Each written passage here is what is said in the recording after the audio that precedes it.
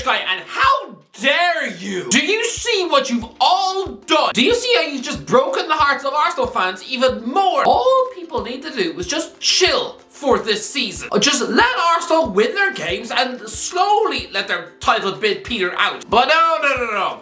This is how you all reacted to Arsenal's good form this season.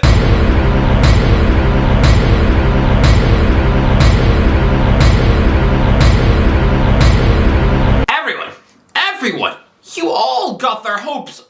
Arsenal as a football club have not won the Premier League since 2004. The last time any Arsenal representatives got their hands on a Premier League trophy was just 9 days after the finale of Friends. I mean, yeah, you see how much time has passed? Now all the cast either look like they just drink Botox with a spoon or decided to develop a 10-year addiction to eating gravel. I mean, the bloke who played Chandler now looks like Michael Myers without the mask, and Joey now looks like he's had more cheeseburgers than showers. The last time Arsenal won the Premier League, Natasha Bedingfield was number 3 in the charts. Yeah, she probably now works at B&Q, just selling toasters to fat old men. The last time Arsenal won the league, Shrek 2 is in the cinema. Mikel Arteta had just turned 22 years old and was playing against pudding sandwich teams like Dundee United, Partick Thistle and Motherwell every week. I mean, forget one day potentially becoming a legendary Arsenal boss. Back then he'd have melted if Kolo Touré even knew his name. I mean, this isn't like Liverpool, Chelsea, or even Manchester United going for the title this year. No, this is Little Arsenal, a club where the fans are mostly known as angry internet ogres. I mean, rightly or wrongly, a large section of the Arsenal fan base are now seen as emotionally insane gargoyles who'd probably barbecue their own face to guarantee their team a win. Honestly, at some point in 2017, some of these guys looked like they would happily feed their grandma to a crocodile at the zoo if it guaranteed the Arsene Wenger sack. Everyone has got Arsenal's hopes up, and because of that, these pessimistic doom and gloom merchants actually began to believe it themselves. We can win the league! I think we're gonna win the title. I really think we're gonna win the title. We are gonna win the league! I know we're gonna go all the way. We got this.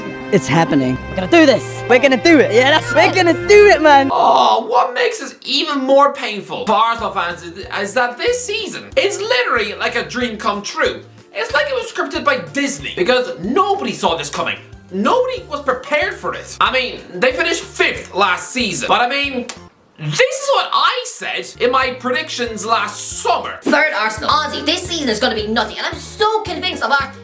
If Arsenal don't qualify for the Champions League next season, and I will personally go down to London and do an interview on AFTV wearing nothing but a wig and a dress. This is the season where Arteta emerges as the best young coach in Europe, the best manager on the planet below the age of 45. I mean, trust me, by next May, he's going to be getting offered the PSG job, Jesus will be getting linked with Real Madrid, and Alexander Zinchenko is going to be named in the PFA Team of the Year. Yeah, lads, 8 months later...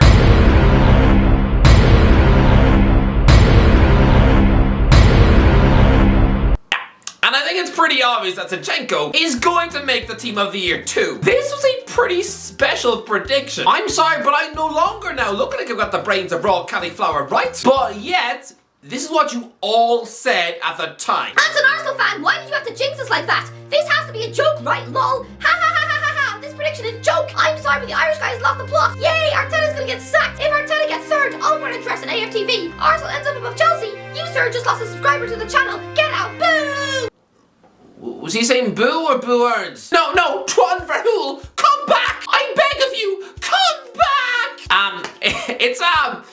It's nearly May, and Arsenal are just the 36 points above Chelsea in the league. 36 points and 10 places above Chelsea in the league. Oh, come on, Tron. I don't actually have an infected sausage wedged in my brain. Will you love me now?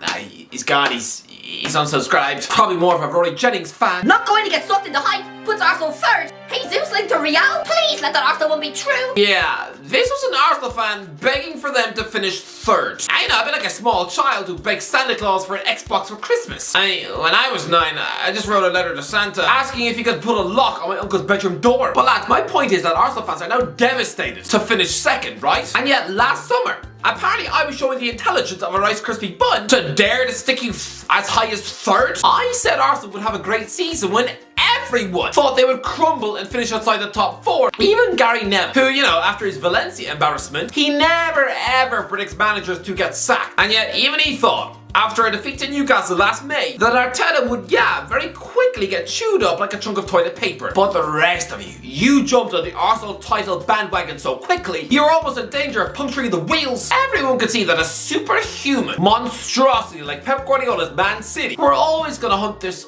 naive young Arsenal team down. Nobody truly believed Arsenal would win the league with Granit Xhaka in midfield. I mean, it's been like everyone gassing up Deji and telling him that he beat Floyd Mayweather. Oh yeah, you can do it, Deji!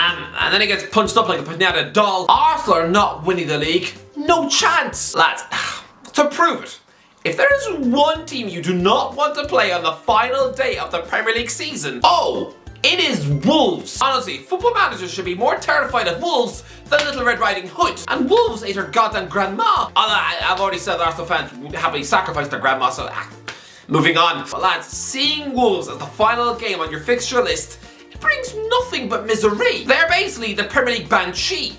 They're the last thing you see before you die. Because lads, 12th of May 2019, at one point on that day, Liverpool were top of the league against Wolves, with Brighton beating Man City. Now, City eventually win at Brighton, so Anfield was like a devastated funeral that day. 22nd of May 2022, Aston Villa go 2-0 up at the Etihad, and Liverpool fans can literally win the league at home against Wolves. But I mean, City come back, and once again, devastation in Liverpool. Lads, 28th of May 2023, Arsenal fans have literally bought tickets to play Wolves at home that cost £53,000. Look at the state of this. There's other tickets costing 23 grand. I'm sorry, we're not all KSI. I can only hope the only rich idiots who are stupid enough to buy these tickets are just people like the Sidemen, because honestly, imagine normal 9 to 5 working Arsenal fans and just being duped into sacrificing their kids' college tuition, or choosing to sell the car, remortgage the house, and sell their wife on the internet to some incel in Qatar, all so that they can go into a match against Wolves, which won't even mean anything anymore. It's just gonna be a normal, pointless Sunday afternoon match where Mikel Arteta is just gonna send out some kids to make their debut, because City will have wrapped up the league by then. I promise you that. Wolves are like the Grim Reaper of title challenges. Honestly, whoever's playing them at home in May 2024, next season, then it's official.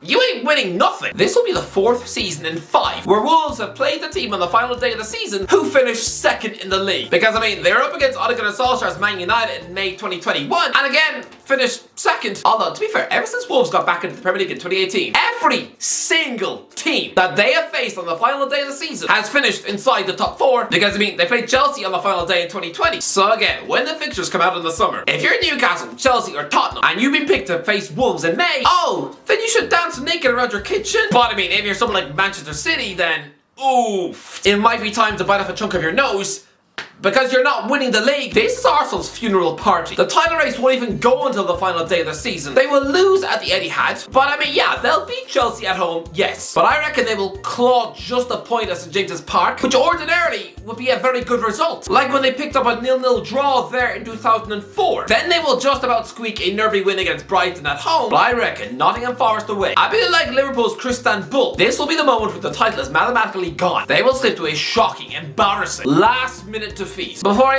they'll beat Wolves at home in a dead rubber match, with supporters in the stadium literally crying because they've literally sacrificed their marriage to have those expensive tickets. I mean, really? Was a divorce really worth it? Just to pay 50 grand? Just to watch Sebastian Ferdinand make his Premier League debut? Lads, this will put Arsenal on 85 points. An incredible season.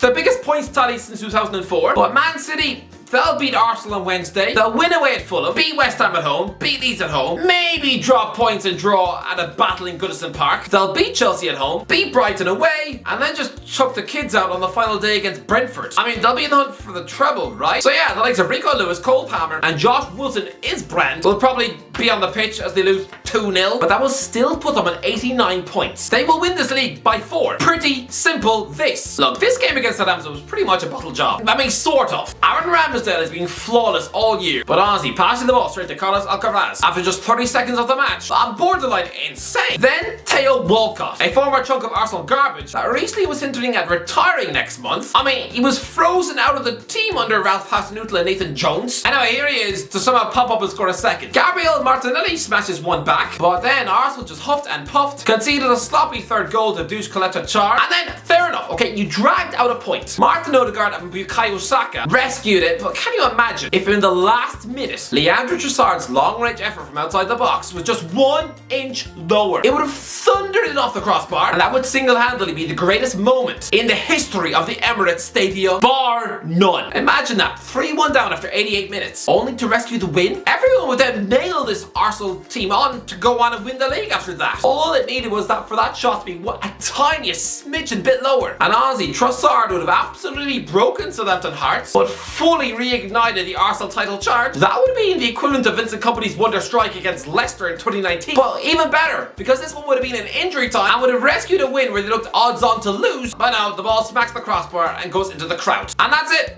3 points from a possible 9. You cannot do that against Man City in the title race. You really can't. And so honestly, for those neutral fans that wanted to pretend that Arsenal were going to win the league as if it's some sort of Cinderella fairy tale, trying to get those fans' hopes sky high, then honestly lads, that was just mean.